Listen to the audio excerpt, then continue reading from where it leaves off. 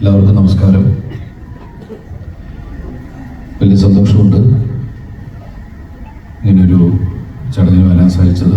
ഇന്നലെയും ഒരു ചടങ്ങുണ്ടായിരുന്നു. അത് രണ്ടുപേരും ഈ വിഷ്ണുവും ബിബിനും ഒരുമിച്ച് നടന്നിരുന്ന ആൾക്കാരാണ്. ഇപ്പം ഇവരെ കൂടുതലും രണ്ട് സ്ഥലത്തായിട്ടാണ് കണ്ടുകൊണ്ടിരിക്കണേ. പക്ഷെ ഇവർ എന്ത് ചെയ്താലും നമുക്ക് കണക്കപ്പുറത്തേക്ക് അവരത്രയും പ്രിയപ്പെട്ടവരാണ്. നമുക്ക് അറിയാലോ.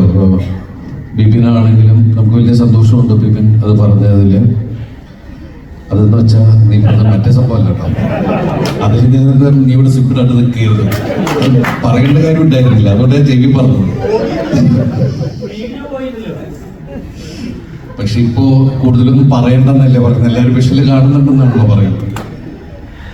അപ്പോ വിഷ്ണുവും ബിബിനും, വിഷ്ണു ആണെങ്കിലും നമ്മൾ നിർമ്മിച്ച കട്ടപ്പനയിൽ ഹൃതിക് റോഷൻ എന്ന് പറഞ്ഞ സിനിമയിലൂടെയാണ് നായകസ്ഥാനത്തേക്ക് വന്നത്.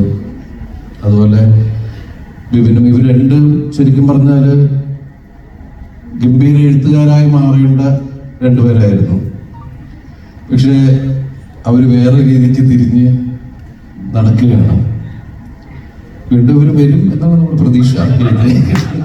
എന്ന് വെച്ചാൽ ഈ ചെയ്യുന്ന കാര്യങ്ങൾ മോശമാണ് എന്നുള്ളതല്ല ഞാൻ പറയുന്നത്. അവർക്ക് ആ മെടുക്കൊണ്ട് ആ ടാലന്റ് കളയരുത് എന്നുള്ളതാണ് ഞാനിവിടെ പറഞ്ഞത്.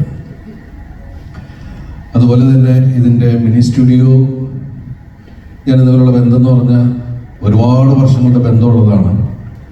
കോവിഡിനൊക്കെ മുമ്പ് തന്നെ മിനി സ്റ്റുഡിയോ വിനോദും ഞാനും ശരിക്കൊരു സിനിമ ചെയ്യാനുള്ള കാര്യങ്ങളൊക്കെ ഏർപ്പാടായി അങ്ങനെ 2-3 സബ്ജക്റ്റുകളായി. പക്ഷെ പിന്നീട് നിങ്ങൾ ആ സിനിമകൾ വേറെ രീതിയിൽ കാണുകയുണ്ടായി.